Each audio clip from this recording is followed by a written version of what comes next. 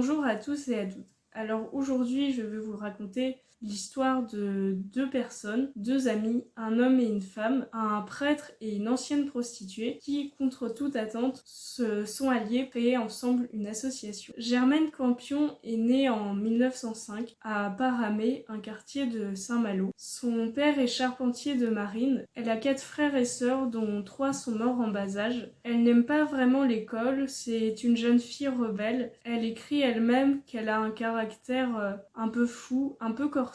Elle s'essaie un peu au théâtre. Elle commence à boire vers l'âge de 15 ans. Elle est influencée par son père qui est lui-même alcoolique. Père qui décédera alors qu'elle n'a que 18 ans. En 1928, elle se marie et elle suit son mari en région parisienne à Saint-Cloud. Elle a un premier enfant qui est mort-né. Elle sombre de plus en plus dans l'alcool et son époux finit par la quitter. Alors qu'elle travaille comme ouvrière, son foulard se prend dans l'engrenage d'une des machines. Heureusement, la machine est arrêtée à temps, mais son patron se rend bien compte qu'elle a des problèmes avec l'alcool et il la vire. Germaine atterrit rue Saint-Denis, là où se retrouvent les prostituées parisiennes. Elle se fait agresser, elle est vraiment désespérée, elle a des pensées suicidaires, elle pense même à se jeter sous le métro. En 1936, sa mère décède et elle revient dans sa ville d'origine, à Paramé. Elle est moquée et rejetée par les gens de son quartier. Un jour, une amie de sa mère lui dit « Mais pourquoi tu n'irais pas voir un prêtre ?» Et Germaine, elle est un peu réticente, mais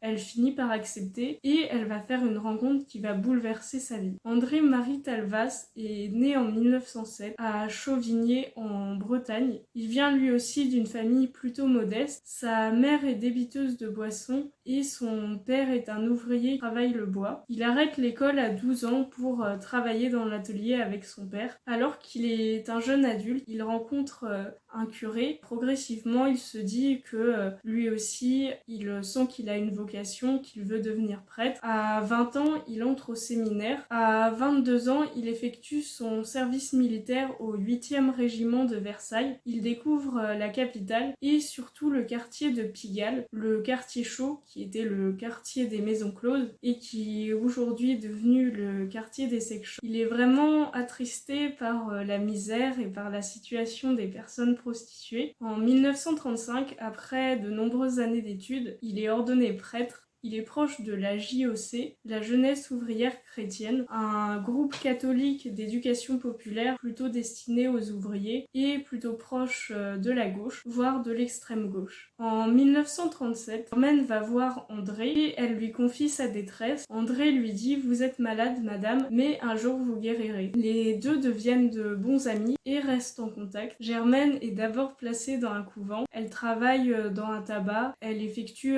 différents petits boulots, mais elle a toujours du mal à arrêter l'alcool. Lorsque la Seconde Guerre mondiale éclate, leurs chemins se séparent puisqu'André est mobilisé. Il est fait prisonnier pendant 9 mois en Allemagne. Germaine, quant à elle, est témoin des bombardements dans sa région. Elle se porte volontaire pour aider les soldats blessés. Elle se souvient notamment d'un jeune Allemand et d'un jeune Américain qui venaient de s'entretuer et qui sont tous les deux morts à quelques temps d'intervalle en appelant leur mère. Elle décide aussi d'ouvrir sa maison pour y accueillir les femmes déshéritées, les anciennes prostituées et les femmes qui souffrent d'alcoolisme comme elle. En 1941, André est de retour. Tous les deux louent un vieux manoir pour accueillir ces personnes. Le duo rencontre aussi un personnage qui sera important dans notre histoire, Maggie Boire, une jeune femme, elle aussi membre de la JOC. Elle est parisienne et elle commence à accueillir des femmes dans son appartement. En 1946, l'Assemblée nationale débat de la fermeture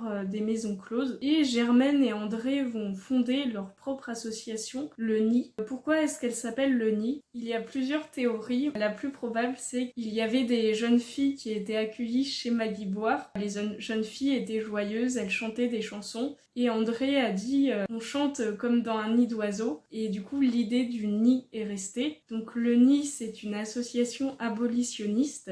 J'en avais déjà un peu parlé dans une autre vidéo sur Joséphine Butler. L'abolitionnisme, c'est un courant de pensée qui cherche à abolir toute forme de prostitution, ou du moins à prendre des mesures contre la prostitution. L'abolitionnisme s'oppose au réglementarisme, un courant qui veut légaliser la prostitution pour mieux la contrôler. Il s'oppose aussi au prohibitionnisme. Le prohibitionnisme, c'est l'idée que la prostitution est immorale et que les prostituées comme les proxénètes sont des criminels. Alors que dans l'abolitionnisme, les personnes prostituées sont avant tout considérées comme des victimes qu'il faut encourager, qu'il faut réhabiliter. Le mouvement du Nid a donc 3 objectifs principaux: aider les personnes prostituées, informer l'opinion publique et agir sur les causes et les conséquences de la prostitution. Le mouvement du Nid crée des maisons, des structures où les personnes prostituées sont accueillies par des employés qui sont appelés équipières. Les équipières et les femmes accueillies vivent en commun, elles partagent les tâches ménagères. En 1951, une équipe du Nid est dédiée aux hommes prostitués, aux hommes en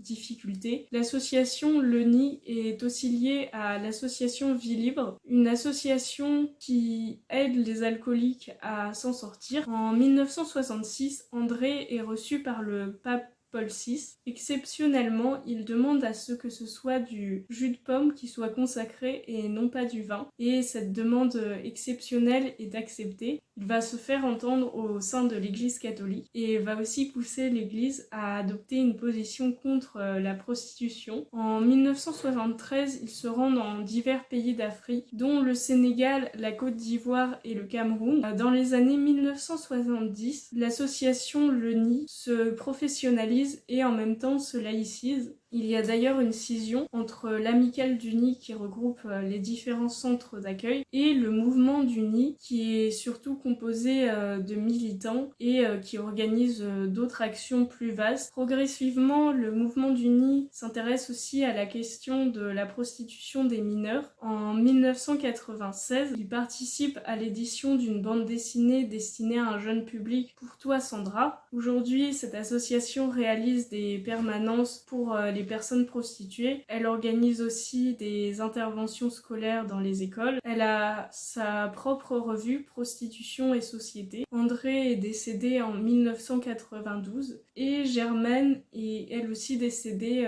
quelques années plus tard en 1998. J'aimerais donc terminer par 2 citations. André avait coutume de dire notre force, c'est notre amitié. Germaine disait pour aider quelqu'un, ne te mets pas au-dessus de lui, tu vas l'écraser. Mets-toi plutôt en dessous de lui, tu l'aideras à se relever. Je voulais vous raconter cette histoire parce que je trouve que c'est un bel exemple d'humanisme. C'est aussi une belle histoire d'amitié. N'hésitez pas à commenter, à liker et à partager. Et à très bientôt pour une prochaine vidéo. Joyeux Noël et joyeux Hanouka à tous et à toutes. On se retrouve très vite à la rentrée.